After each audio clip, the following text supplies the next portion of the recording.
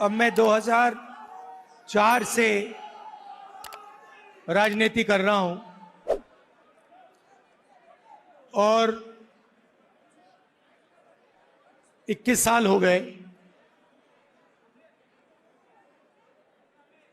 और जब मैं पीछे देखता हूं और एक प्रकार से अपनी सेल्फ एनालिसिस करता हूं,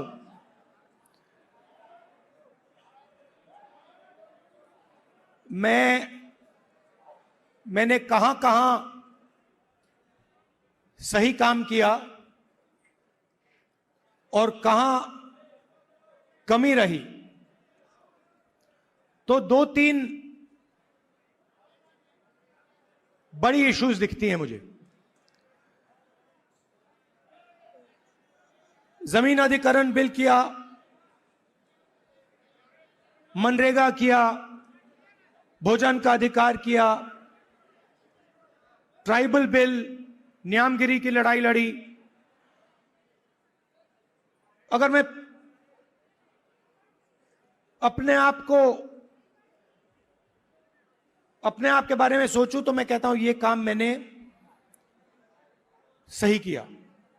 और जहां तक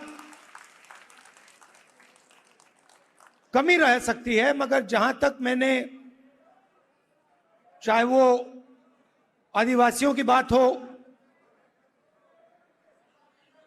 दलितों की बात हो, माइनॉरिटीज की बात हो, वहां पे मुझे लगता है कि मुझे अच्छे नंबर मिलने चाहिए। Aim right, achieve big. At KR Mangalam University, we provide you the platform to turn your dreams into reality. At KR Mangalam University. महिलाओं के इश्यूज पर मुझे सही नंबर मिलने चाहिए। मगर अगर मैं थोड़ा पीछे को देखता हूं तो मुझे एक बात बिल्कुल क्लियर दिखती है कि एक चीज में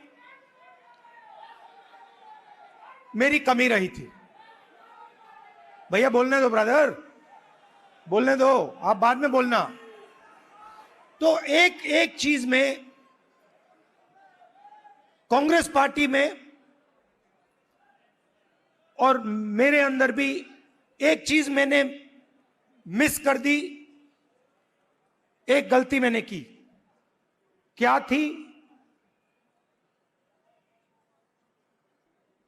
जो ओबीसी वर्ग है उसका जिस प्रकार से मुझे प्रोटेक्शन करना था, मैंने नहीं किया।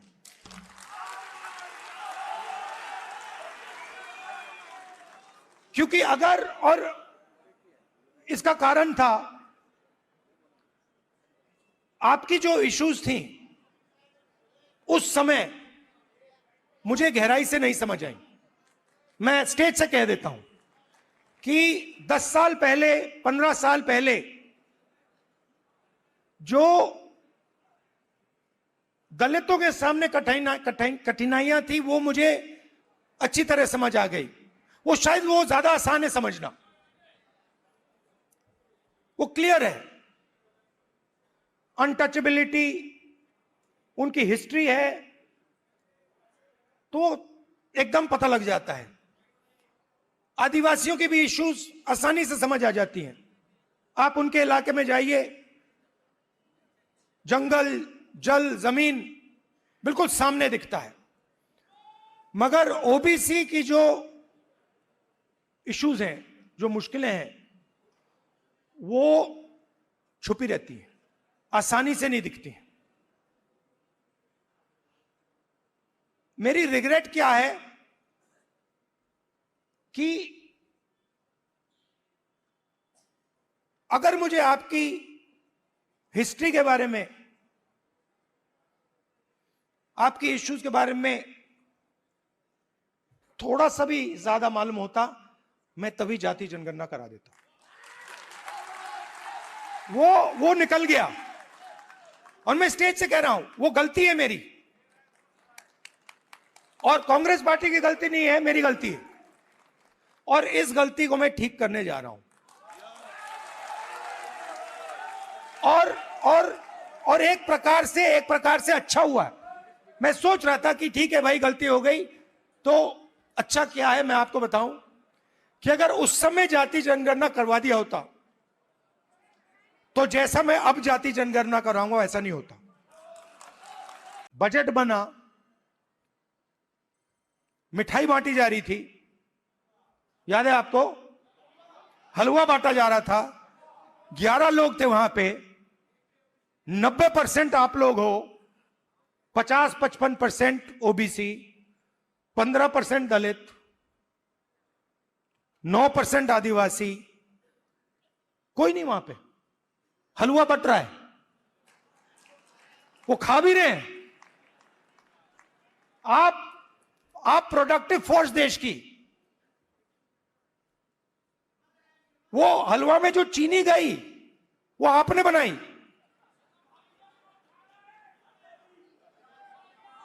वो सब आप कर रहे हो। हलवा आप बना रहे हो और खा वो रहे हैं। तो अब मैं ये नहीं कह रहा हूं कि उनको हलवा नहीं खाना चाहिए, उनको भी खाना चाहिए, मगर भैया आपको भी थोड़ा मिलना चाहिए ना। आप मेरी बहन से पूछो, मेरी बहन से पूछो, कभी मिलोगे तो पूछना कि अगर कभी राहुल ने किसी चीज के बारे में मन बना लिया तो उस बात को वो छोड़ेगा या नहीं छोड़ेगा, वो पूछ लो उससे। मैं नहीं छोड़ने वाला। और मैं सिर्फ जाति जनगणना की बात नहीं कर रहा हूं। देखो, आप ये मत सोचो कि मैं जाति जनगणना की बात कर रहा हूं। जाति जनगणना तो पहला कदम है। मैं जो आपकी जो बघेल जी ने उत्पादक शक्ति की बात की, मेरा लक्ष्य है कि उस उत्पादक शक्ति को हिंदुस्तान में रिस्पेक्ट और हिस्सेदारी मिले। क्योंकि जो हमने तेलंगाना में किया है, आपको वो पॉलिटिकल अर्थक्वेक है, वो हिंदुस्तान की राजनीतिक जमीन को उसने हिला दिया है। अभी आपको उसका जो आफ्टर शॉक है वो अभी आपको लगा नहीं है, मगर वो काम हो गया है। नरेंद्र मोदी कोई बड़ी प्रॉब्लम नहीं,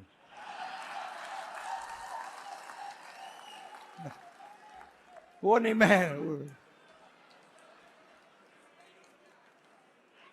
मैं आपको बता रहा हूं, ये आपने अपने सिर पे चढ़ा रखा है, कोई प्रॉब्लम नहीं। ये जो मीडिया वाले हैं इन्होंने बना रखा है, इसका गुब्बारा बनाया, कोई प्रॉब्लम नहीं।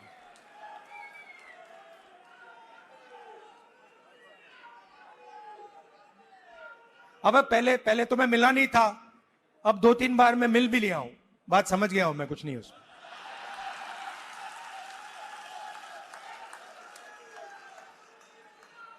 शो पूरा शो है, दम नहीं है, बता रहा हूं।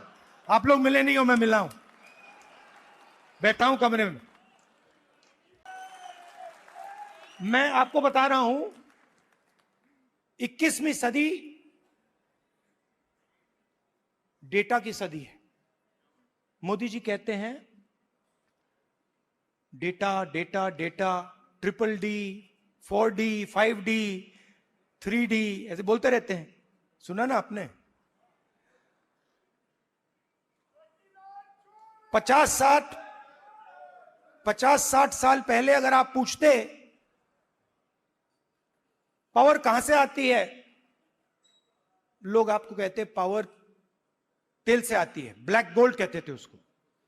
जिस देश के पास तेल है उसके पास पावर है, वो पूरी दुनिया को कंट्रोल कर सकता है। अगर वही सवाल आज आप पूछें तो ब्लैक गोल्ड नहीं है, आज का तेल डेटा है। और डेटा कंपनियों के पास होता है। आप रिलायंस के पास जाइए, अमेज़न के पास जाइए, वो आपको डेटा दिखा देंगे। किसी भी अस्पताल में चले जाइए, आपको वो डेटा दिखा देंगे। मगर जो डेटा आज तेलंगाना सरकार के हाथ में आ गया है, उसका देश में कोई मुकाबला नहीं है। आज तेलंगाना में हम आपको बता सकते हैं, हम आपको 1 मिनट के अंदर बता सकते हैं कि तेलंगाना की सारी कॉर्पोरेट्स में, उनकी सारी मैनेजमेंट में कितने ओबीसी हैं, कितने दलित हैं, कितने आदिवासी हैं।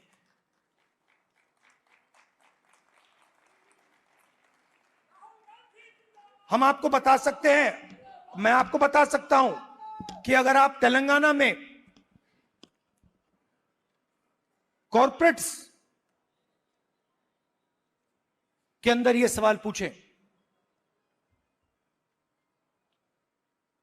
कितने ओबीसी हैं, मैनेजमेंट में कितने हैं, ओबीसी मालिक कितने हैं, दलित मालिक कितने हैं, लाखों करोड़ रुपए की सैलरी मिलती है उनको। आपने मीडिया में सुना होगा 2 करोड़ का पैकेज, 3 करोड़ का पैकेज, 5 करोड़ का पैकेज, सुना ना आपने? यह आप सवाल पूछ सकते हैं, तेलंगाना में ओबीसी को कितने पैकेज मिले? 0। एक भी पैकेज ओबीसी को नहीं मिल रहा, एक भी पैकेज दलित को नहीं मिल रहा, एक भी पैकेज आदिवासी को नहीं मिल रहा है। और आप मनरेगा की लिस्ट निकालिए, पूरी लाइन ओबीसी, दलित, आदिवासियों से भरी हुई है। ये जो गिग वर्कर्स कहलाते हैं, डोमेस्टिक स्टाफ, गिग वर्कर्स, इनकी लिस्ट निकालिए। तेलंगाना में ब्लैक एंड व्हाइट है, इस देश में मजदूरी ओबीसी, दलित, आदिवासी करते हैं। बघेल जी ने बहुत अच्छी बात बोली, उत्पादक शक्ति। मतलब देश को चलाता कौन है?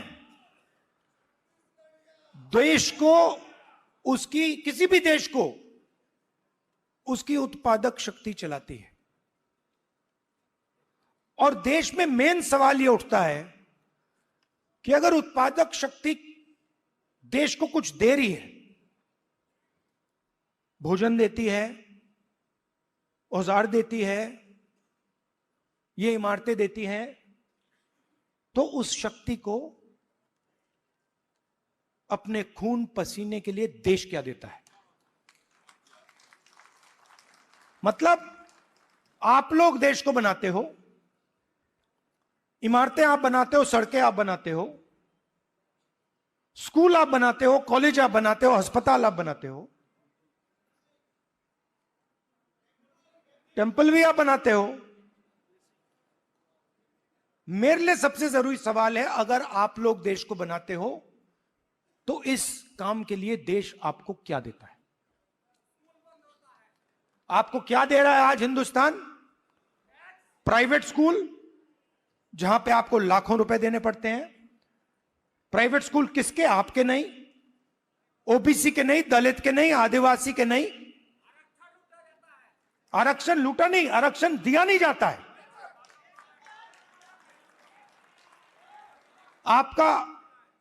आपके जो ऑफिसर्स हैं आइडियलिज्म के साथ अंदर आते हैं, भर्ती होती है, आइडियलिज्म से आते हैं और फिर आस्ते आस्ते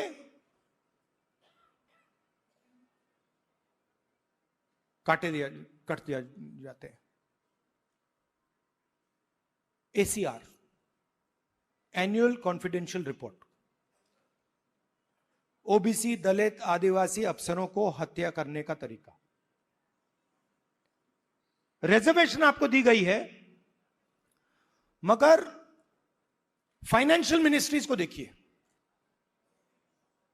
डिफेंस मिनिस्ट्री, फाइनेंस मिनिस्ट्री, बड़ी बड़ी मिनिस्ट्रीज को देखिए, और वहां पे आप नेशनल लेवल, मैंने चेक किया, वहां पे मुझे ओबीसी, दलित, आदिवासी नाम बता दो। मोदी जी कहते हैं हिंदू इंडिया, हिंदू इंडिया कहते हैं। 50% हिंदू तो आप हो। अगर हिंदू इंडिया है और 50% आप हो, तो मीडिया में आपका एक आदमी क्यों नहीं है? कॉर्पोरेट इंडिया में आपका एक आदमी क्यों नहीं है? औरत क्यों नहीं है? मीडिया के एंकर्स की लिस्ट निकालो, ओबीसी नाम दिखा दो मुझे, कहां है? बड़े बड़े पत्रकारों के नाम निकालो, ओबीसी कहां है? कौन है वहां पे? अदानी ओबीसी है क्या? आपकी पूरी की पूरी जमीन उसको दी जा रही है, पूरी की पूरी आपकी जमीन। ओबीसी दलित आदिवासियों की जमीन छीन छीन कर अदानी को दी जा रही है, अंबानी को दी जा रही है, टाटा को दी जा रही है, इन लोगों को दी जा रही है। इनके सिस्टम में कोई ओबीसी है ही नहीं, दलित है ही नहीं, आदिवासी है ही नहीं। तो इसलिए हमने कहा है, सबसे पहले जहां भी हमारी सरकार होगी वहां जाति जनगणना होगा, एक्सरे होगा, एमआरआई होगा।